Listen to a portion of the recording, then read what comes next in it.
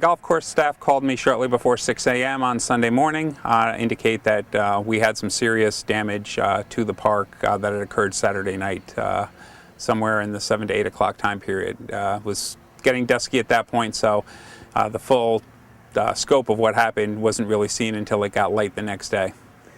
Tell me what you're dealing with here.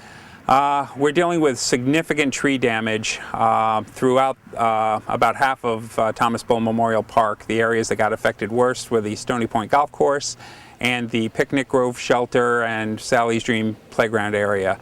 That area got hit the hardest, which included a tree going, unfortunately, right through the shelter, rendering it unusable. And we have numerous other trees down in that area as well as the golf course. So.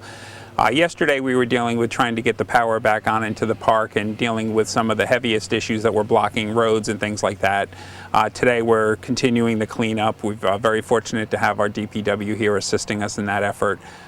So by the end of the day, we'll have almost the entire park open with the exception of the Sally's Dream Playground and the Picnic Grove. Also the tennis courts will be unavailable because the storm actually bent the fence almost down flat because the wind caught the wind screens that are on the fence. It's really remarkable, the power of wind.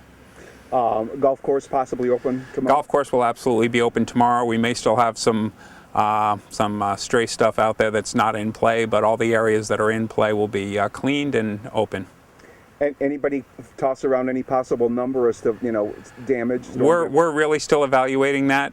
We had Central Hudson here replacing a couple poles for us. We're going to have to get numbers on replacing the pavilion, and we have some picnic tables that were crushed and things like that.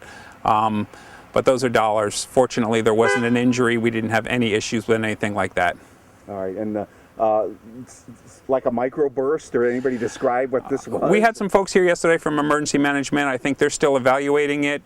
Preliminary indications were potentially a microburst, but that information would be forthcoming once they do a full analysis, I guess, of the radars and all the stuff going on at the time.